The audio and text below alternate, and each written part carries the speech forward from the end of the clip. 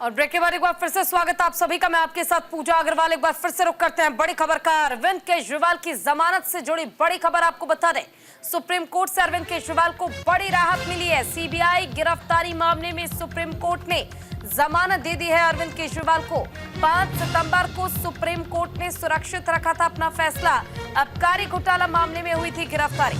तो फिलहाल ये इस वक्त की बड़ी और अहम जानकारी हम आपको दे रहे हैं। दिल्ली के मुख्यमंत्री अरविंद केजरीवाल को बड़ी राहत मिल गई है। जमानत जो है वो दे दी गई है। अरविंद केजरीवाल को सीबीआई मामले में जमानत अरविंद केजरीवाल को मिल चुकी है, जिसके बाद आपके तमाम कार्यकर्ता और समर्थकों के बीच उत्साह देखा जा रहा है। हालांकि तमाम आम आदमी पार्टी के नेता ऐसे हैं जो काफी खुश नजर आ रहे हैं। आखिरकार इतने लंबे इंतजार के बाद अरविंद केजरीवाल को जमानत मिल गई है।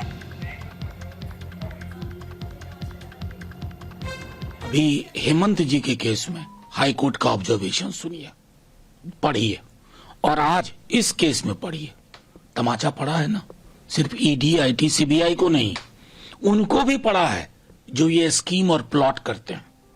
तो एक संदेश तो साफ गया है, बाज आइए, क्योंकि कल को जब आप सत्ता में नहीं होंगे, ये एजेंसीज आपके दरवाजे पे भी दस्तक देगी। तभी भी हमें बुरा लगेगा, क्योंकि वेंडेटा नहीं, पॉलिटिक्स के लिए जगह नहीं होनी चाहिए। लेकिन हाँ, आज ये स्वागत योग्य है और मैं समझता हूं कि आम आदमी पार्टी, उनकी पूरी लीगल टीम को बहुत बहुत बधाई। दूसरा सवाल, समारोह में शामिल होने को लेकर अलग अलग राजनीतिक प्रतिक्रियाएं आ रही हैं। देखिए, मैं पहले दिन जो प्रतिक्रिया दी आज भी मैं देता हूं। कोई उसमें मैं अलग चीज नहीं। कोई भी तस्वीर जो असहज करते, मतलब देखिए, जुडिशियरी हो, लेजिस्लेचर हो, एग्जीक्यूटिव हो, इसकी इंडिपेंडेंस की व्यवस्था जो हमारे संविधान में है, इसमें है। ये इंडिपेंडेंस सिर्फ थ्योरेटिकल चीज नहीं है, ये दिखना चाहिए। पीएम का उतना नुकसान नहीं होता है, लेकिन एक इंस्टीट्यूशन का नुकसान होता है। अब जाहिर तौर पर गणपति मेरे व्यक्तिगत है, वो व्यक्तिगत होना चाहिए। आप कैमरा लेके जाते हैं, पब्लिक डोमेन में वो तस्वीरें आती हैं, कई सारे मसले हैं जहां स्टेट के खिलाफ चीजें पेंडिंग हैं, असहज करती हैं, अनसेटल करती हैं। मुझे इससे ज्यादा कुछ नहीं कहना। सहजता और असहजता के बीच की लड़ाई बढ़ती है। राज्यपाल ने कहा है कि सामाजिक बहिष्कार मुख्यमंत्री ममता बनर्जी का करूंगा, मतलब किसी भी कार्यक्रम में मंच साझा उनके साथ नहीं करूंगा। ये आदमी कैसे कंटिन्यू कर रहे हैं गवर्नर के रूप में, मैं नहीं जानता। इतनी बात बोलने के लिए भी टेलीप्रॉम्प्टर लगा के बैठे थे, क्योंकि काले चश्मे में रिफ्लेक्शन आ गया था टेलीप्रॉम्प्टर का। कमाल की बात कर रहे हो। 3 घंटे उन्होंने इंतजार किया। फांसी पे लटका दीजिएगा। क्या बात कर रहे हैं आप? मध्य प्रदेश पे क्यों चुप थे?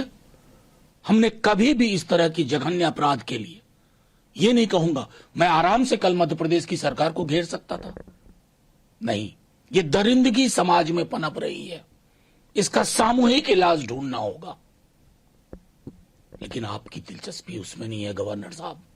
आप कस्टोडियन ऑफ कॉन्स्टिट्यूशन नहीं है, आप कस्टोडियन ऑफ पार्टीजन इंटरेस्ट हैं।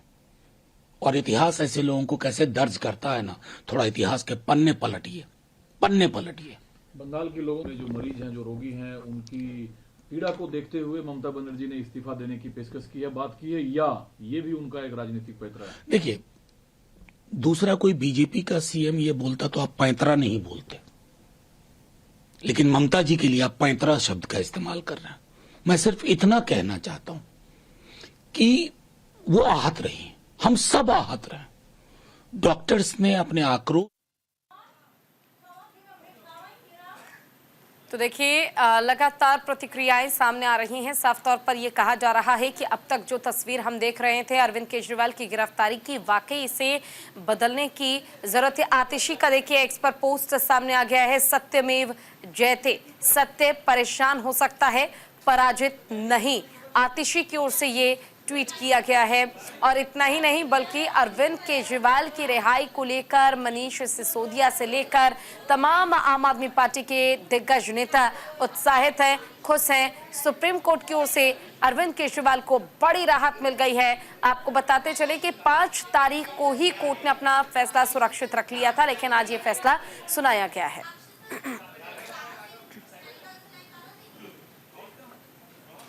मैं तहे दिल से स्वागत करता हूं इस फैसले का और बस एक ही चीज कहना चाहता हूं इस भावुक लम्हे में कि वेलकम बैक अरविंद केजरीवाल।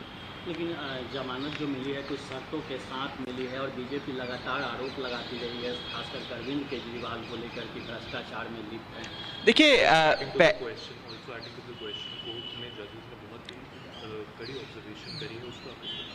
देखिए मुझे लगता है कि सुप्रीम कोर्ट का फाइनल ऑर्डर आने के बाद एक बार उसको पूरी तरीके से पढ़ने के बाद वकीलों के साथ बैठ के आगे की रणनीति बनाई जाएगी, पर्टिकुलरली कंडीशंस को लेकर जिसके तहत बेल दी गई है।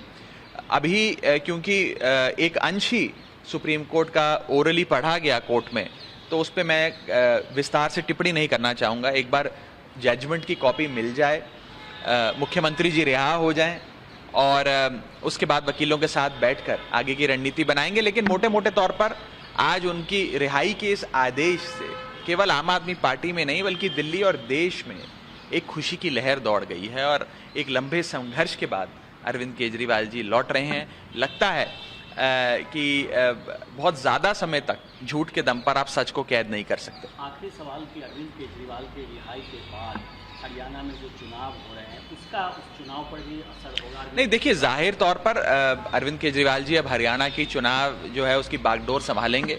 आम आदमी पार्टी हर चुनाव, दिल्ली हो, पंजाब हो, गुजरात हो या फिर आने वाला हरियाणा का चुनाव हो, वो सब अपने नेता, अपने राष्ट्रीय संयोजक अरविंद केजरीवाल जी की अध्यक्षता में लड़ती आई है। ये मेरा विश्वास है कि आते ही वे हरियाणा चुनाव में शिरकत भी ले। हो गया है कि अरविंद केजरीवाल जी जैसा सच्चा, ईमानदार, देशभक्त, कट्टर ईमानदार नेता इस देश में नहीं है, जिनको गिरफ्तार करने के लिए भारतीय जनता पार्टी ने हजारों तरह की कुचक्र रचे, हजारों तरह की साजिशें रची। एक कट्टर ईमानदार आदमी को, काम करने वाले आदमी को, जनता के दर्द के लिए, जनता की जिंदगी को संवारने के लिए जो काम कर रहा था, उनको उठा के जेल में डाला।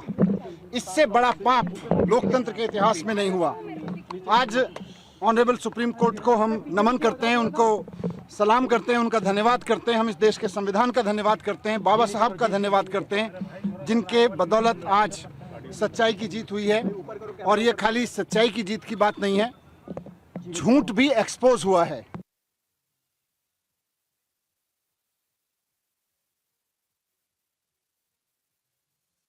एक बार फिर से साबित हो गया है कि अरविंद केजरीवाल तो बेल तो मिलनी तय थी, मगर जो सुप्रीम कोर्ट ने आज केंद्र सरकार की इन्वेस्टिगेटिंग एजेंसीज के बारे में कहा है, मुझे लगता है वो केंद्र सरकार के लिए बहुत बड़ी फटकार है।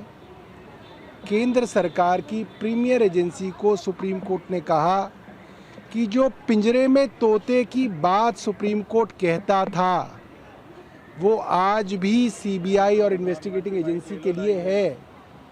और ये बहुत ज़रूरी है कि ना सिर्फ सीबीआई इंडिपेंडेंट दिखे, इसका परसेप्शन हो कि ये इंडिपेंडेंट है।